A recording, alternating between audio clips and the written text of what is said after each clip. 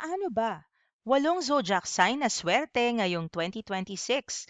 Shoutout to Joselito Savidal, Nena Banas 575 and Jason Colot Rodriguez. For topic requests, shoutout requests, please like this video, subscribe, and leave a comment down below.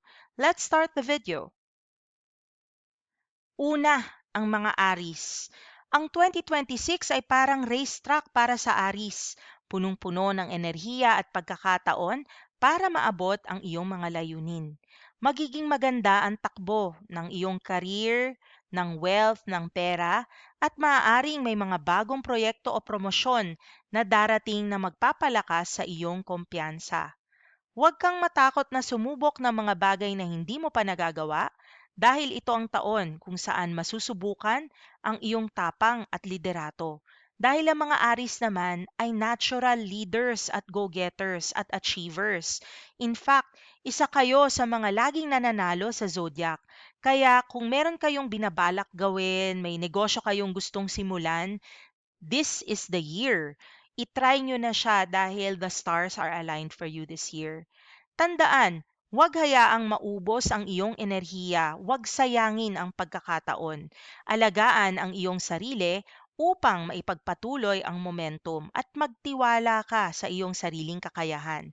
Dahil kung hindi ka aaksyon, walang mangyayari sa iyo ngayong 2026. Kaya, ayan na, tumaya ka na sa sarili mo, Aris. Taurus naman, mga taong nabuhay o ang birthday ay April 20 to May 20.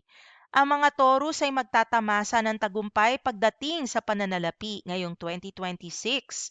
Ang mga pagsusumikap mo sa mga nakaraang taon ay magbubunga na sa wakas.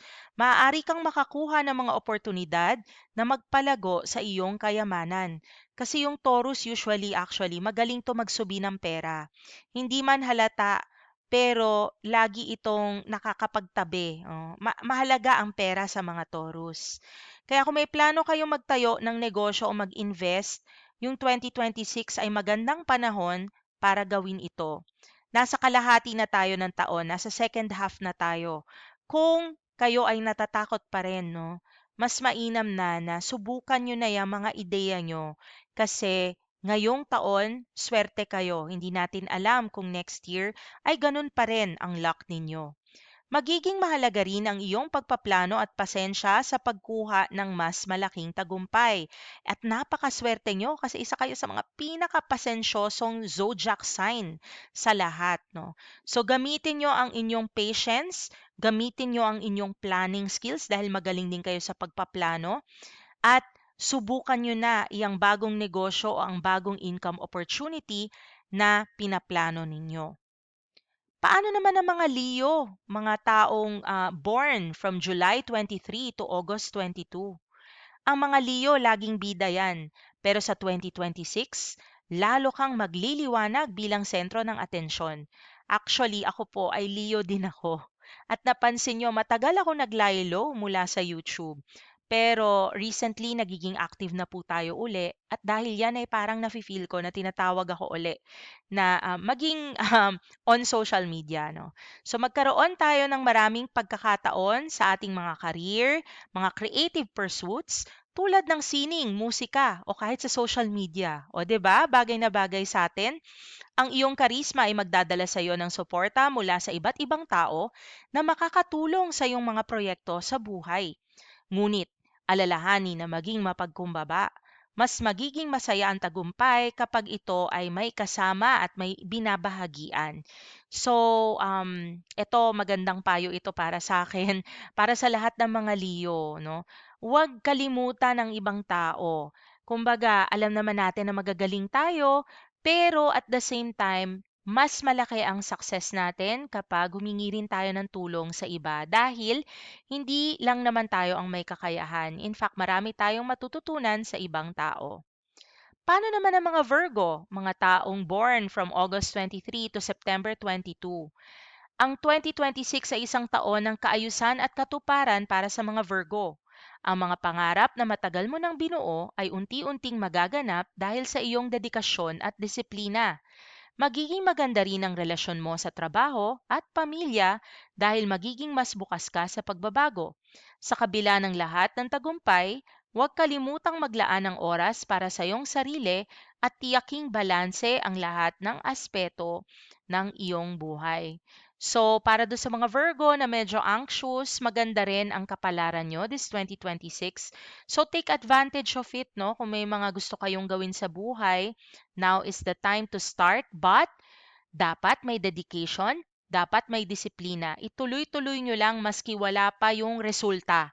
Kasi sa kalaunan ng panahon, kapag ginawa nyo yan consistently, darating at darating ang resulta. Pera man yan, di kaya pag-lose ng weight, or even ang pagdami ng followers on social media. For Scorpios, born October 23 to November 21, parang adventure ang theme ninyo ngayong 2026. Magkakaroon kayo ng pagkakataong maglakbay, magtayo ng negosyo, o sumabak sa mga proyektong magdadala ng bago at kapanapanabik na karanasan. Ang relasyon mo sa iba, romantiko man o profesional, ay magiging mas malalim at makahulugan. Magtiwala sa iyong intuisyon dahil ito ang magdadala sa inyo ng tamang desisyon sa mga pagkakataon na darating. So, wala pa naman tayong naririnig na mamalasin this year. Thank God. Praise the Lord, no? Kaya, samantalahin natin ang taon na to. Kasi itong taon na to, ito ay year of the horse.